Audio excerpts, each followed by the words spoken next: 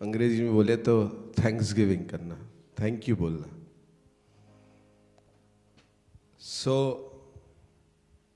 एक छोटा सा उदाहरण देते हैं। जब बच्चे छोटे रहते हैं, कोई इनको चॉकलेट देता है तो हम लोग उनसे बोलते हैं बेटा थैंक यू बोलो। तो ये चीजें हम लोग बचपन से ही सिखाते हैं ताकि बच्चे नाफरमान ना बने, शुक्र करना सीखे जो उन्हें दिया गया है, जो उनके पास है। और आज हम केवल बाइबल से ही देखेंगे, लेकिन इससे पहले कि मेन संदेश में चले, मैं आपको एक उदाहरण देना चाहता हूं, एक एग्जाम्पल देना चाहता हूं। क्योंकि मैं एक स्कूल में पढ़ाता हूं सीनियर क्लासेस को, तो मेरी क्लास का एक बच्चा काफी समय से नहीं आ रहा था और अच्छे खानदान का वो बच्चा, पैसे वाला भी, तमीजदार भी। और मैंने बोला कि क्यों नहीं आ रहे बेटा?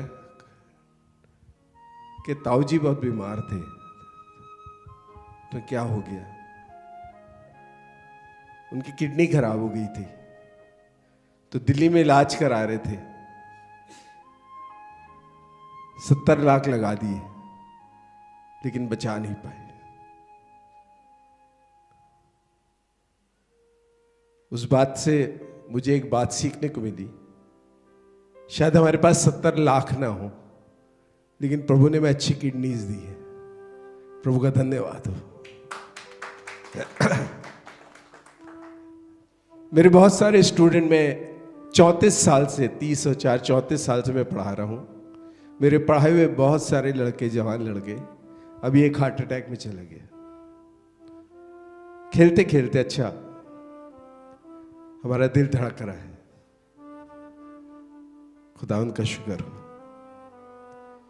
क्योंकि जब इन चीजों में कोई गड़बड़ी आ जाती है तो हम सारी दुनिया में भागते हैं कि प्रभु ठीक कर दे, लेकिन जब तक ठीक रहता है, आंखें ठीक रहती हैं, गला ठीक रहता है, मेरा गला थोड़ा सा खराब है, गला ठीक रहता है,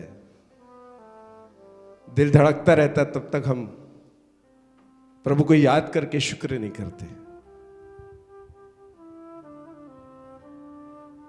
हम दुनियावी चीजों में भागते हैं और जो वो हमें नहीं मिलती है, हम दूसरों को देखते हैं, हम कहते हैं हमारे पास तो ये नहीं है, लेकिन जो है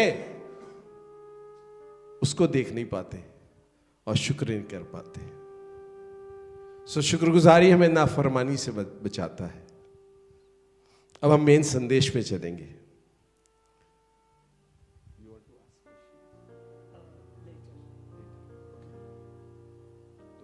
इसी पे बेच रहे पूरा।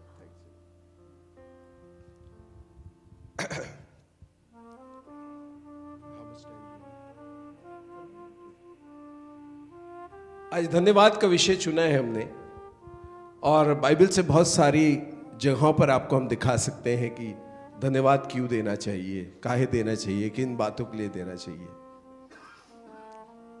दाऊद भजन संहिता 103 में अपने आप को याद दिलाता है, अपने मन से कहता है। मन क्या है? बहुत धोखा देने वाली चीज है, इसमें असाध्य रोग लगा है। इंग्लिश में लिखा है it is desperately corrupt. Corrupt मतलब बहुत धोखेबाज है, यिर्मयाह की पुस्तक में।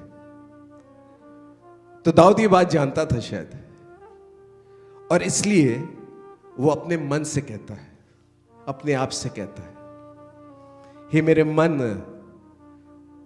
परमेश्वर को धन्य कह, उसका धन्यवाद कर, और जो कुछ मुझ में है, मेरी हड्डियां, मेरा गूदा, मेरा रोम रोम, मेरा खून, मेरा जिस्म, मेरा दिमाग, मेरा हृदय, जो कुछ मुझ में है, उसके पवित्र नाम को धन्य कह।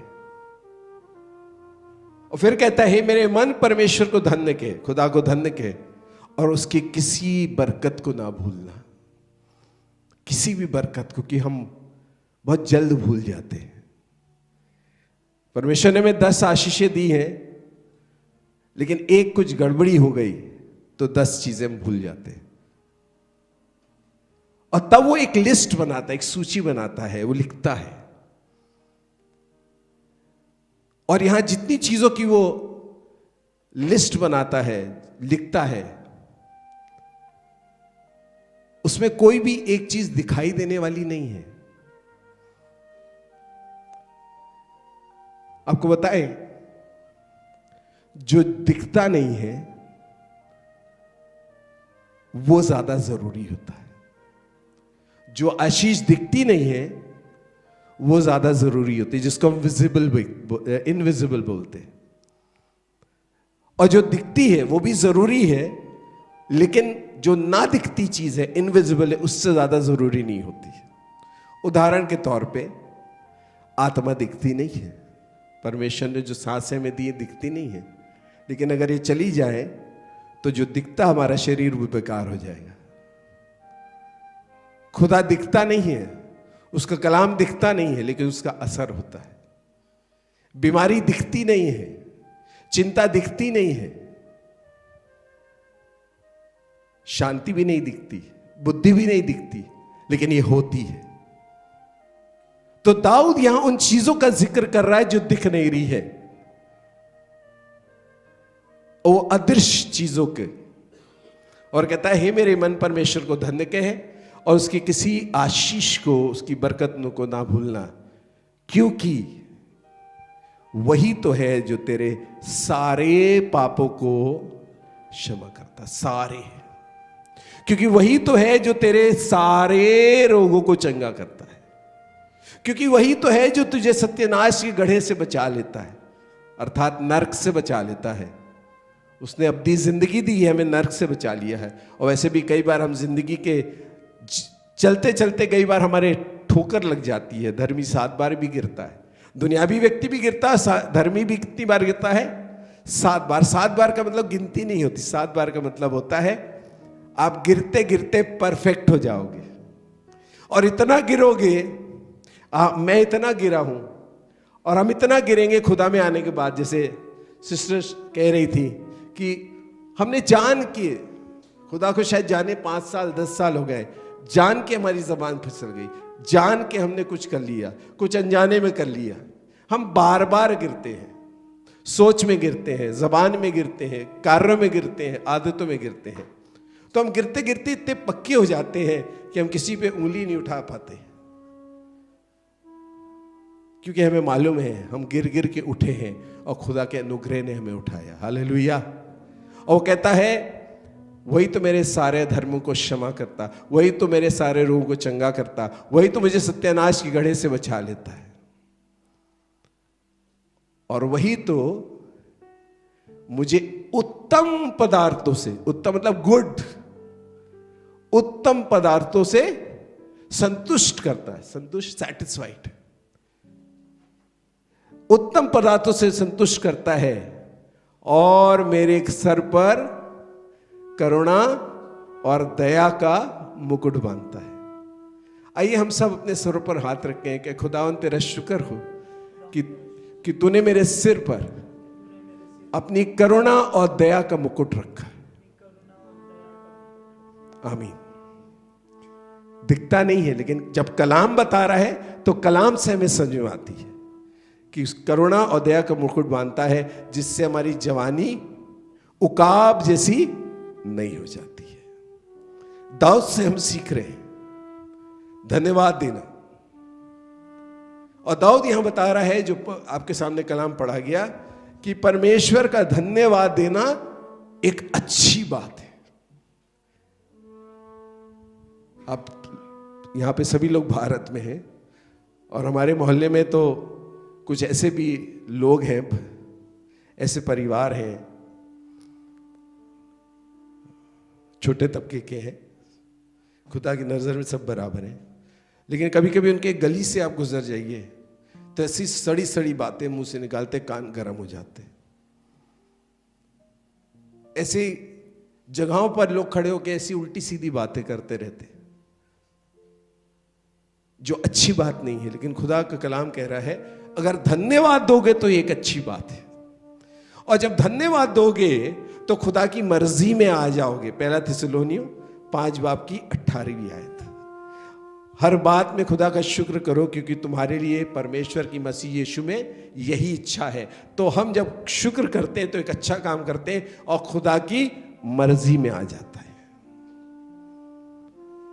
और खुदा का शुक्र क्यों करना चाहिए, उसके पीछे बहुत सारी वजहें हैं। मैं आपको एक बात बता देता हूं। ज़बूर में ना जाने कितनी बार लिखा है, परमेश्वर का धन्यवाद दो क्योंकि वो भला है। परमेश्वर का धन्यवाद दो क्योंकि वो भला है। अब ज़बूर 106 की पहली आयत पढ़े, 107 की पहली आयत पढ़े, 118 की पहली आयत पढ़े और 136 की पहली आयत पढ़े, 118 की लास्ट आयत पढ़े। तमाम जगह लिखा है, 20 बार लिखा है, खुदा का शुक्र करो क्योंकि वो भला है और उसकी करुणा, उसकी दया सदा एक सी है। हमारी आपकी दया लोगों पर, हमारी आपकी करुणा, हमारी आपकी मोहब्बत लोगों पर उनके व्यवहार के हिसाब से कम ज्यादा हो जाती है। कोई ज्यादा हमारे प्रति वफादार है तो हमारी करुणा उसके प्रति बढ़ जाएगी।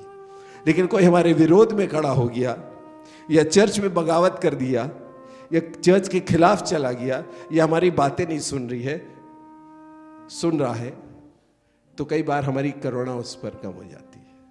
लेकिन खुदा का शुक्र करते हैं कि उसकी करुणा हमेशा एक सी है, उसका प्रेम बहुत है और हमेशा एक सा है। जब मैंने ये बात सीखी तो मुझे बहुत रिलैक्स्ड महसूस हुआ कि जब मैं बहुत प्रार्थना करता हूं तो भी खुदा का प्रेम जो बहुत ज्यादा एक सा है, जब मैं कम प्रार्थना करता हूं तब भी खुदा का प्रेम एक सा है, जब मैं गिर जाता हूं तो खुदा का प्रेम फिर भी एक सा है, जब मैं खुदा के काम करता हूं तब भी प्रभु का प्रेम एक सा है, जब मैं कमजोर हो जाता हूं तब भी प्रभु का प्रेम एक सा है।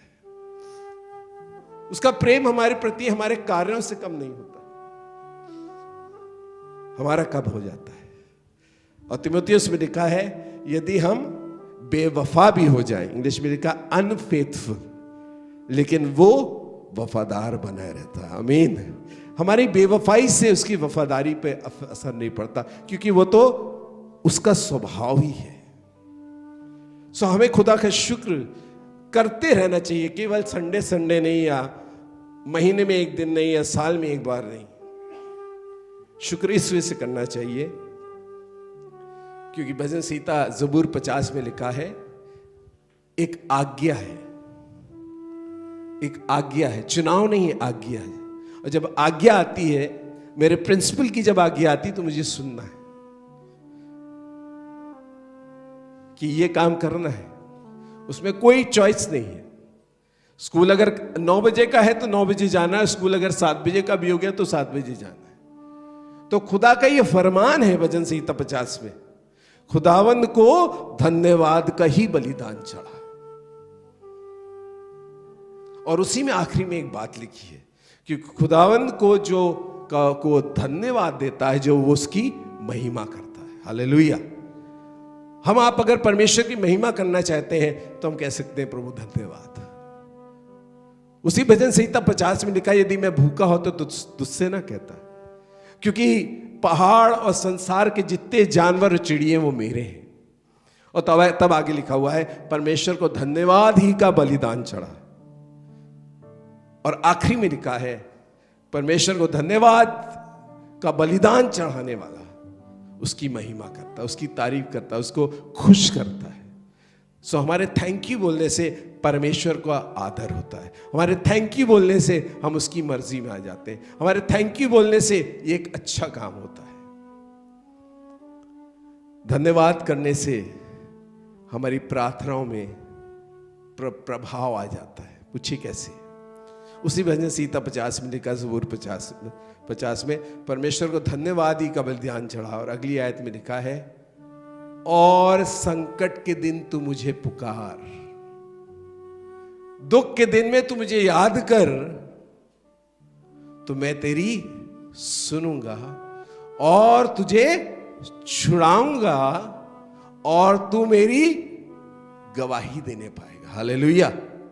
हमारा अगर जिंदगी धन्यवाद की है तो हमारी प्रार्थनाओं में प्रभाव आ जाएगा। धर्मी जन की प्रार्थना के प्रभाव से, धर्मी जन की प्रार्थना के असर से बहुत कुछ हो सकता है। ट्यूमर गायब हो सकता है, बड़ी हड्डी कम हो सकती है, मैंने ट्यूमर को ना जाने कितनी गिनती नहीं है गायब होते देखा है। मैं एक पासवान के साथ उनके साथ सेवकाई करता था। उनको चंगाई के वरदान थे, लेकिन चंगाई के वरदान में सबसे ज्यादा चीज ये होती तो वो ट्यूमर गायब होते थे। परमेश्वर कुछ भी कर सकता है, किसी समय भी कर सकता है। और एक धन्यवादी हृदय से परमेश्वर बहुत प्रसन्न होता है। कम है तो धन्यवाद, ज्यादा है तो धन्यवाद, प्रमोशन नहीं हुआ है तो धन्यवाद, प्रमोशन हो गया है तो धन्यवाद, बच्चे के 60% आए तो धन्यवाद, 40% आए तो धन्यवाद, 90% आए तो धन्यवाद। ये मेरा बेटा बैठा हुआ है, ये बहुत पढ़ता था।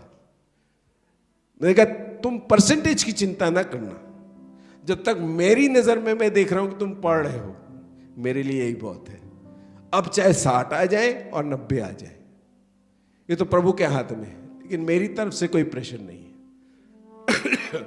उसी तरह परमेश्वर हमारी कोशिशों को और धन्यवाद को देखता है। और एक धन्यवाद हृदय संतुष्ट हृदय होता है। जो धन्यवाद करता है हर चीज में, उसके अंदर एक संतुष्टि होती है। उसे कम भी मिलेगा तो धन्यवाद, उसे ज्यादा भी मिलेगा तो धन्यवाद, उसे नहीं भी मिलेगा तो धन्यवाद, वो वहां से भी गाएगा तो धन्यवाद, वो यहां से भी गाएगा तो धन्यवाद, और मौका नहीं भी मिलेगा तो धन्यवाद। धन्यवाद करने से हम नकारात्मक नेगेटिव बोलने से बचते हैं। इज़राइल के जो 4-5 पाप थे कुरिन्थियों में, उसमें एक पाप जानते क्या थे? वो धन्यवाद नहीं करते थे। मैंने आज पास्टर जी को बताया था।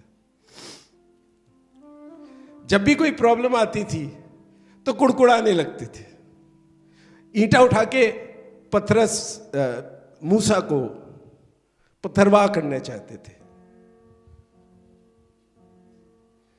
मूसा जाके परमेश्वर के सामने लेट जाता था। कई बार परमेश्वर ने कहा मैं इनको बर्बाद कर दूंगा, मूसा बीच में आ जाता था और खुदा माफ कर देता था मूसा के कारण। लेकिन एक समय ऐसा आया कि जब भी कोई परेशानी आई, इतने बड़े बड़े खुदा ने सामर्थ के काम दिखा दिए। लाल समुद्र को 20 से 2 कर दिया, फिरौन का पहलौटा, जितने वहां थे पहलौटे जानवर इंसान के मार दिए, सबको लाल समुद्र में डुबा दिया, ले आया, आसमान से मन्ना दिया तो भी जी भर नहीं रहा है। हमको मांस खाना है, मांस खाना है।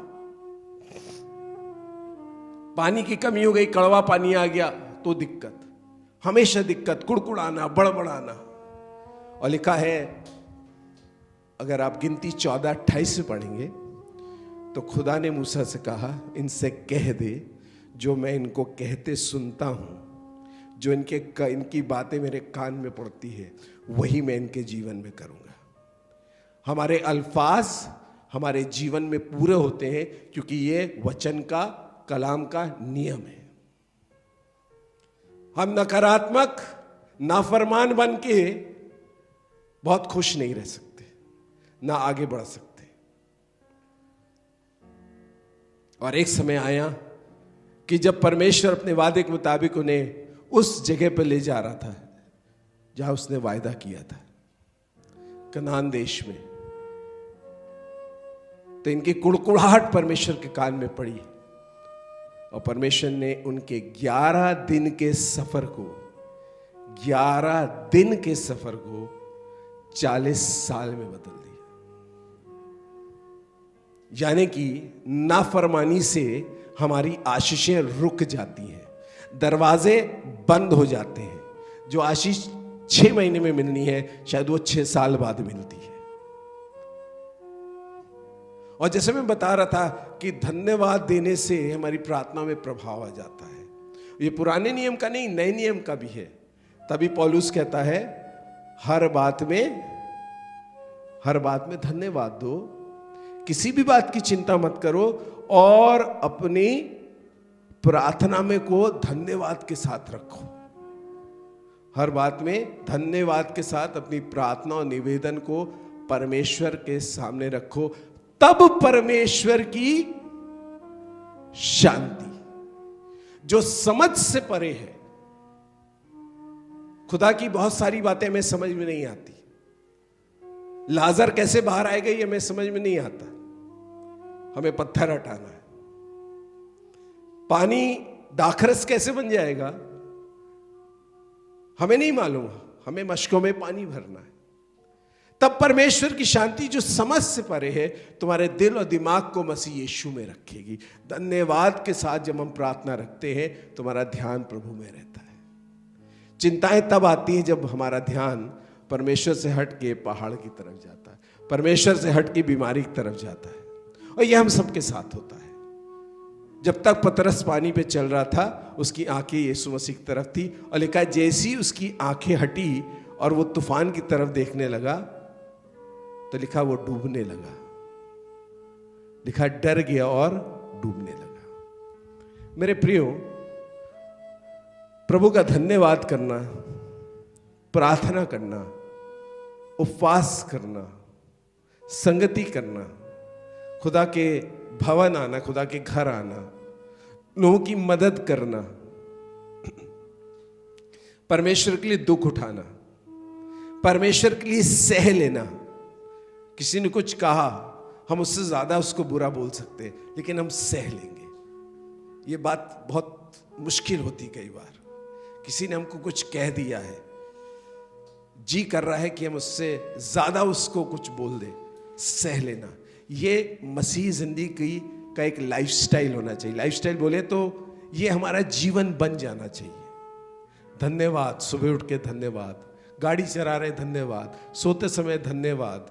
कभी ज्यादा प्रार्थना कर ली, कभी छोटी प्रार्थना कर ली, कभी खाने की प्रार्थना कर ली, कभी फोन पे एक्सक्यूज मी किसी के लिए फोन के लिए दुआ कर ली। आज बहन ने बहुत अच्छी बात बोली, शुक्र कि बहुत सारे लोग 2025 नहीं देख पाए। हम क्यों देख पाए मालूम है आपको?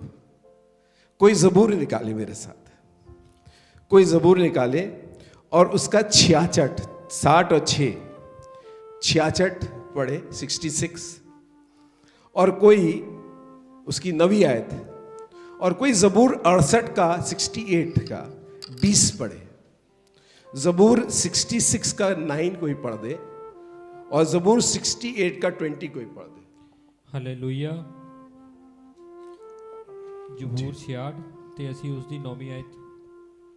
ਜਿਨੇ ਸਾਡੀ ਜਾਨ ਨੂੰ ਜਿਉਂਦਿਆਂ ਰੱਖਿਆ ਹੈ ਅਤੇ ਸਾਡੇ ਪੈਰਾਂ ਨੂੰ ਡੋਲਣ ਨਹੀਂ ਦਿੱਤਾ। ਆਮੀਨ। आमीन। 66 का 9, हाँ। और उसके बाद 68 का 20, 66 का 9 और 68 का 20। वही हमारी जान को जिंदा रखता है, यस, और हमारे पांव को फिसलने नहीं देता। हाँ, एक मिनट। वही हमें जिंदा रखता है। हम जिंदा क्यों हैं? इसलिए नहीं कि कोविड में हम बहुत ज्यादा स्मार्ट थे, हमने अपने आप को बचा लिया, हमने मास्क पहन लिया, हम घर में रहे, हमने विटामिन सी खा ली, हमने एल्थ्रोसिन खा ली, हम गर्म पानी का गरारा कर लिया। तो मेरे ख्याल तो सभी जगह चल रहा था। हमने बहुत बार हाथ धोए, हम किसी से मिले नहीं ना। हम बहुत स्मार्ट, हम बहुत बुद्धिमान लोग नहीं हैं। खुदा से हटके हम बेवकूफ हैं। परमेश्वर ने हमको जिंदा रखा, इसलिए हम जिंदा हैं। और उसके बाद 68 को 20 पढ़ेंगे। ਪਰਮੇਸ਼ਰ ਸਾਡੇ ਲਈ ਬਚਾਵਾਂ ਦਾ ਪਰਮੇਸ਼ਰ ਹੈ ਅਤੇ ਪ੍ਰਭੂ ਯਹੋਵਾ ਵੱਲੋਂ ਹੀ ਮੌਤ ਤੋਂ ਰਿਹਾਈ ਹੈ। जी सर आप पढ़ दें 68:20।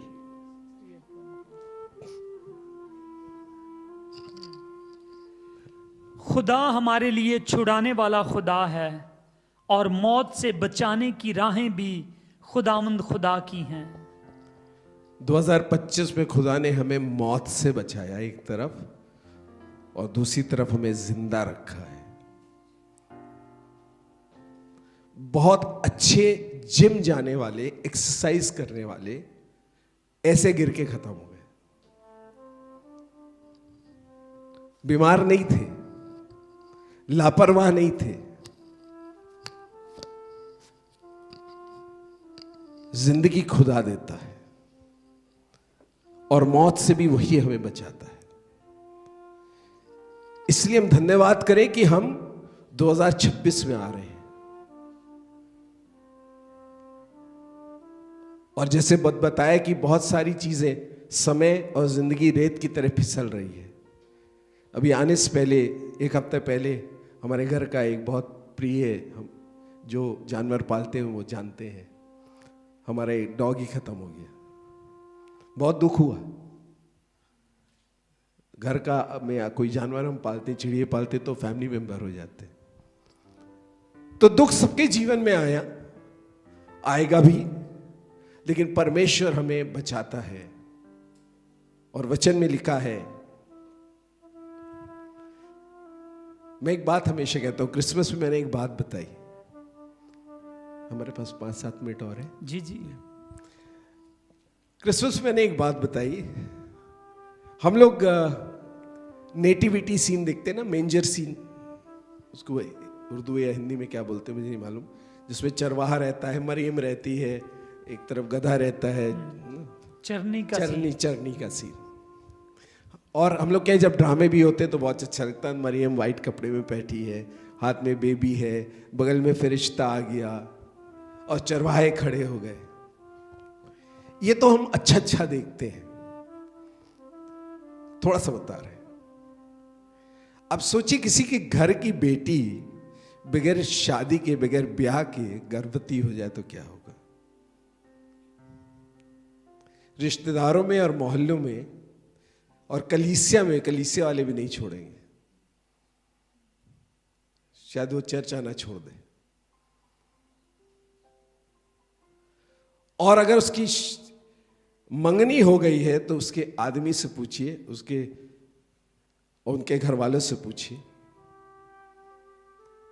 लेकिन क्योंकि यूसुफ एक धर्मी मनुष्य था, उसके बाद भी उसने ये चीज सोची कि मैं इसको छोड़ दूंगा। क्योंकि धर्मी था तो उसने बोला चुपके से छोड़ दूंगा। क्योंकि खुदा का इंतजाम था, खुदा ने उससे बात की और कहा उसके गर्भ में जो है वो खुद मेरी ओर से, उसको अपने घर ले जा। और सोचिए यूसुफ ने अपने परिवार के, आज के समय में अगर ऐसा हो जाए और लड़का ऐसी पत्नी को अपने घर ले जाए जो पहले ही से उम्मीद कर रही है, तो लोग लड़की को तो बोलेंगे और लड़के को भी क्या बोलेंगे, और लड़के के घर वाले शायद उसको डिसोन कर दें। लेकिन यूसुफ ने समाज के खिलाफ जाके इस बात को माना। और यीशु मसीह के लिए, पैदाइश के लिए चरनी नहीं है, सराय में जगह नहीं है, जिसने आसमान और जमीन और पूरी पृथ्वी को बनाया। और उसके बाद 3 मजूसी आ रहे हैं, उसको ढूंढते ढूंढते हेरोदेस के यहाँ चले गए। हेरोदेस को पता चला कि एक और राजा जन्मा है, वो एकदम बौखला गया। और जब मजूसी यीशु मसीह पर जाके सिजदा करके जा रहे थे तो सब में खुदा ने बोला कि उसके पास मत जाना, हेरोदेस के पास। वो दूसरे रास्ते चले गए। हेरोदेस और गुस्सा हो गया और जानते क्या फरमान दिया, 2 साल और उसके नीचे के जितने लड़के सबको कलम करा दो सर। सोचिए सिपाहियों ने घर में घुस घुस के बच्चों को सर कलम किया होगा, क्या तबाही हुई होगी। लेकिन इन सब में एक अच्छी बात जानते क्या थी, कि ये सब कुछ हुआ लेकिन यीशु मसीह पैदा हुआ। यानी कि चाहे यीशु मसीह का जन्म हो या आपके जीवन में कोई आशीष आने वाली हो, गड़बड़ी पहले गड़बड़ी बाद में, लेकिन अगर खुदा ने कोई चीज ठान ली आपको देने की, तो दुनिया की कोई ताकत और शैतान की कोई ताकत उस आशीष को आपके जीवन में आने से रोक नहीं सकती। हालेलुया। और गड़बड़ियों के मध्य में खुदा काम करता है। मैंने अपनी कलीसिया को ये रटवा दिया है, जब भी गड़बड़ियां कितनी भी हो, तुम संभाल पाओ या ना पाओ, याद रखो खुदा काम कर रहा है। और इसीलिए अगर ये उम्मीद हमारे पास है तो हम धन्यवाद कह पाएंगे। लेकिन हमें मालूम है कि गड़बड़ियां हो रही हैं, सब कुछ बर्बाद हो रहा है और हमारे पास कोई आशा नहीं है, तो हम धन्यवाद नहीं कर पाएंगे। रोमियो 8:28 में लिखा है, परमेश्वर सारी बातों में अपने लोगों के लिए जो उससे मोहब्बत करते हैं क्या करता है, भलाई उत्पन्न करता है। आप कहेंगे कैसी बात कर रहे हो, बाइबल में से दिखाओ। यूसुफ पुराने नियम में, उसके भाई उससे नफरत करते थे, उसको मारने की सोच रहे थे, सोचिए हत्या करने की सोच रहे थे सगे भाई की। खुदा ने बिन्यामीन के जरिए उसको बचाया, उसको गड्ढे में उन्होंने डाल दिया, वहां से उसको बेच दिया गया, वहां से पोतीफर के घर में गया, वहां पर उसकी स्त्री ने झूठा इल्जाम लगा दिया, उसके बाद वो जेल में चला गया। जेल में सपने में खुदा ने उसको दो लोग के दर्शन दिखाए, एक को मार दिया जाना था, एक का प्रमोशन होना था। और जिसका प्रमोशन होना था उसने बोला राजा के सामने जाके मुझे याद करना, वो भी भूल गया। लेकिन खुदा के इंतजाम ने उसके समय में उसके यूसुफ प्रधानमंत्री बन गया। हमारे जीवन की गड़बड़ियां हमें खुदा के मकसद को पूरा करने से रोक नहीं सकती। और तब जब वो यूसुफ प्रधानमंत्री बन गया मिस्र का, और अकाल आया, तो उसके भाई लोग उसके पास आए, और यूसुफ ने उनको देख के पहचान लिया और अकेले में जाके रोया,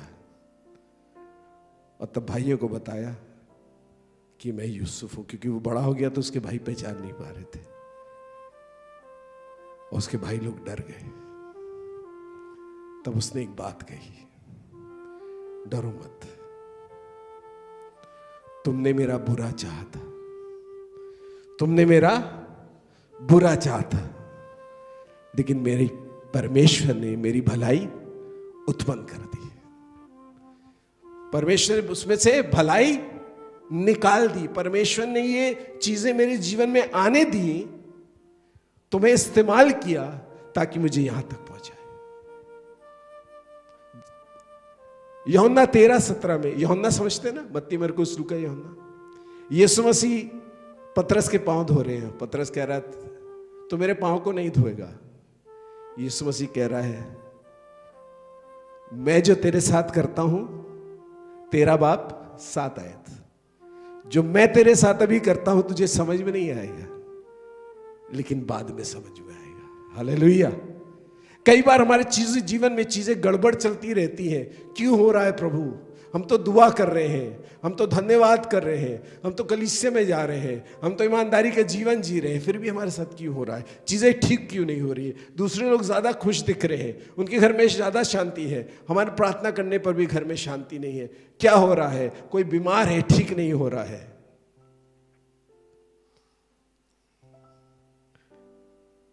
तब हमें परमेश्वर का कलाम याद आता है। जब वो समय निकल जाता है तब हमें समझ में आता बाद में कि परमेश्वर ने इस चीज को हमारे जीवन में होने दिया। यीशु मसीह में मैं 1990 में आया। 1992 में एक पास्टर जी के साथ सेवा शुरू की, और 1995 में मैं बहुत यंग था। मैं भयानक डिप्रेशन से ग्रसित हो गया, भयानक डिप्रेशन से। और मैं आपको बता दूं, अगर आपके पैर में दर्द है या कोई शारीरिक तकलीफ है, वो एक समय में बर्दाश्त हो सकती है, लेकिन अगर कोई डिप्रेशन में से गया है तो ये आप समझिए कि आप नर्क में से होके जा रहे हैं। क्योंकि मानसिक स्थिति इतनी ज्यादा खराब होती है कि मैं उसको आपको शब्दों में नहीं बता सकता। मैं 8 महीने नौकरी पे नहीं गया, 8 डॉक्टरों को दिखाया, नींद की दवाई खाने के बाद भी रात भर जगता रहता था। लोग कहते थे ये पागल हो गया, किसी ने बोला इसके ऊपर दुष्ट आत्मा आ गई है, किसी ने बोला इसका दिमाग सटक गया, ये खुदा से डायरेक्ट कहता है, ये खुदा से डायरेक्टली बात करेगा। 8 महीना मैं बिस्तर में था, थोड़ा सा चल पाता था, वेट कम हो गया था। मुझे समझ नहीं आ रहा था तो खुदा की क्या हो रहा है मेरे जीवन में। उसके बाद खुदा ने काम करना शुरू किया। 1.5 साल लगा पूरी तरह ठीक होने में। मेरी टेस्टमनी है, यूट्यूब पे आप देख सकते हैं। लेकिन मैं खुदा का बहुत शुक्र करता हूं, बहुत शुक्र करता हूं कि जो मैंने डिप्रेशन में से निकलने के बाद और डिप्रेशन में जाते समय जो चीजों को सीखा है, वो मैं 10 किताब भी पढ़ लेता तो मैं सीख नहीं पाता। और मैं खुदा का शुक्र करता हूं, आदर महिमा उसको देते हुए, कि अगर कोई डिप्रेशन का पेशेंट है तो मैं वो बातें समझ लेता हूं जिनमें से वो होके जा रहा है, जो नॉर्मल लोग नहीं समझ पाते। और मेरे परिवार घराने में भी ऐसा हुआ है कि जो डिप्रेशन में से गए, मैंने उनकी बातों को समझा, उनके घर वालों को समझाया, तो कहने की अरे क्या है, तुम कैसे समझ लेते हो? हम इस वजह से समझ लेते हैं कि परमेश्वर मुझको उसमें से ले गया है। तब मैं शायद धन्यवाद नहीं समझ में आ रहा था कि डिप्रेशन के लिए क्यों धन्यवाद करूं, लेकिन आज मैं धन्यवाद करता हूं। हालेलुया। धन्यवाद में बहुत सामर्थ्य है। धन्यवाद शैतान के मुंह को बंद कर देती है, क्योंकि वो चाहता है इजराइलियों की तरह कुड़कुड़ाते रहे। हमारा जीवन का हिस्सा उठना बैठना, हर चीज में हम परमेश्वर का धन्यवाद करें। और मैं आपको एक बात सच बताता हूं, दावे के साथ बताता हूं, कि अगर आप धन्यवाद करते रहेंगे, हर समय धन्यवाद देंगे, हर बात में धन्यवाद देंगे, तो आपके दिल में एक संतुष्टि आ जाएगी, एक शांति आ जाएगी, एक खुशी आ जाएगी। और शायद परमेश्वर आपको देख के ये कहे कि ये मेरा बेटा और ये मेरी बेटी इतना मेरा धन्यवाद करता है, इसलिए मैं इसको बरकत दूंगा। हालेलुया। परमेश्वर आपको इस कलाम से बरकत दे। God bless you.